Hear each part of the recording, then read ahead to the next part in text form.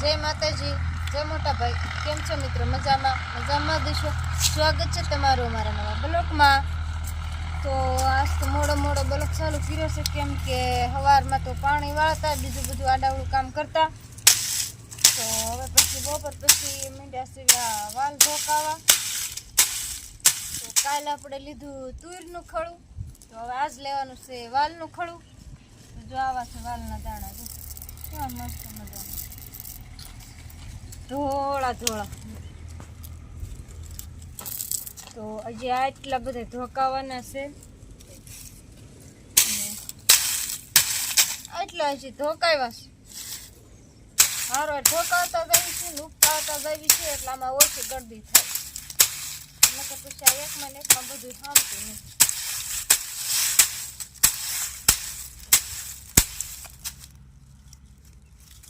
કેવા પડ્યા છે, આવા પડ્યા હોય આમ તો એ એકદમ ફાટી જાય, તો એકદમ ઉડી જાય દાણા.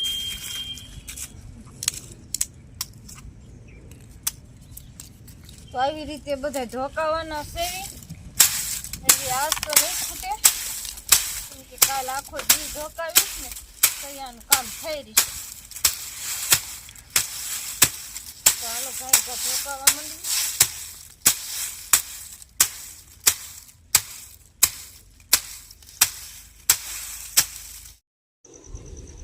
તો આપણે આવી ગયા મકાઈ વાઢવા. અમારે કેવડી ખોટ નુકસાની એવી ખબર છે. સમજો આમ બધી મકાઈ ઊંધી પડી ગઈ, અને હજી તમને આગળ બતાવું કેટલી ઊંધી પડી ગઈ. તમે જોવો તો ખરા, સમજો બધી પથારી થઈ ગઈ.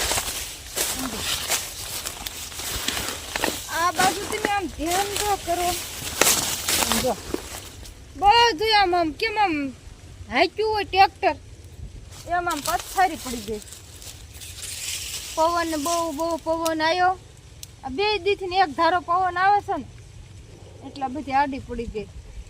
કહેતા નથી કુદરતને સારું લાગે ને એ કરે. આમાં આપણું કોઈનું કાંઈ હાલે નહીં. આપણે આડા હાથ દેવી ને તોય ઊભી ન રહે, અને તમે ગમે એ કરો ને ટેકા મૂકો ને તોય આ ઊભી ન રહે. ઉપરવાળાને જે સારું લાગે ને એ જ એને કરવું. તો બહુ જ પવન આવ્યો ને 2 દી સુધી, બધું આમ જો વેણ ભેણ કરી નાખ્યું, વાડીની દઈ નાખી. તો કયો વરસાદ ને એવું નથી. વરસાદ ને એવું હોય ને તો આ મકાઈનું શું થાય? પાણી પડે અને પવન આવે તો બધી બગડી જાય, બટાઈ જાય. તો વરસાદ ને એવું નથી. તો અત્યારે તો આડી પડી ગઈ હોય ને એ વાઢીને ઢોરને નાખવી છે. અને ક્યાંક ઊભી છે એ પણ ઊભી રહેવા દઈશું, અને આડી છે એ પણ વાઢવી. તો હાલો હું આવી છું વાઢવા.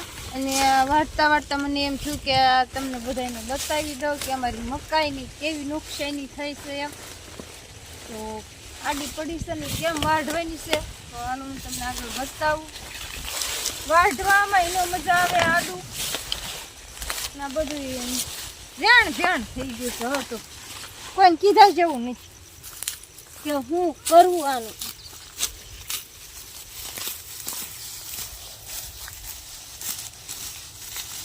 આ બધી આડી પડી ગઈ. સમજો બોમ કાઠાળી થઈ ગઈ ને, અને પવન આવ્યો.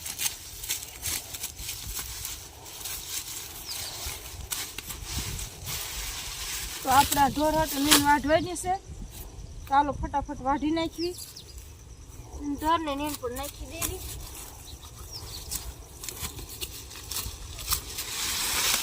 દાંતડું વાગી જવાની બીક લાગે છે આમાં.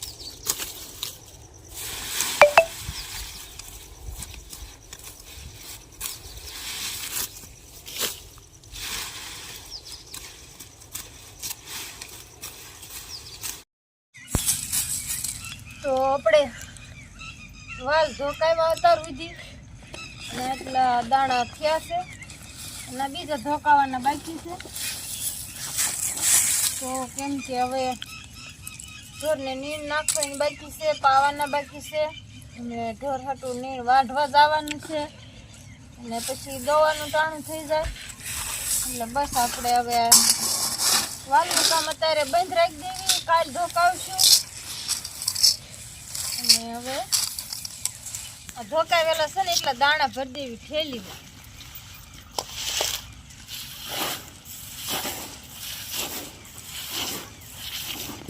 આ અમાર વેજા જો આ વેજા બગાડી નાખી અમાર દાણા એકદમ આમ ધોડા ધોડાવ્યું જો જો.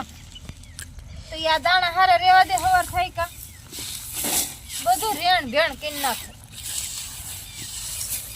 એટલે હવે હાવ કાયમ કા ભરી વાળવી હારા દાણા.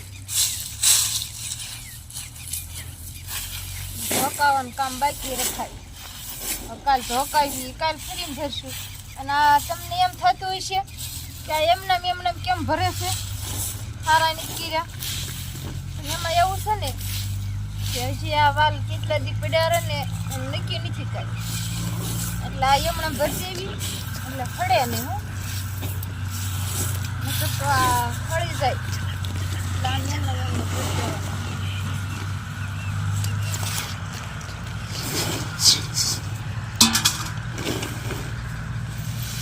આમણે રાખવી ને લાવા રે ને ખારા પીને ભરવી ને તો બગડી જાય. ચાલો ફટાફટ ભરી વાળવી. બીજું બધું કામ છે આપણે ઘણું બધું છે અને ટાઈમ નથી જાજો. તો બસ આપણે આજનો બ્લોગ આપણે અહીંયા જ પૂરો કરી દેવી.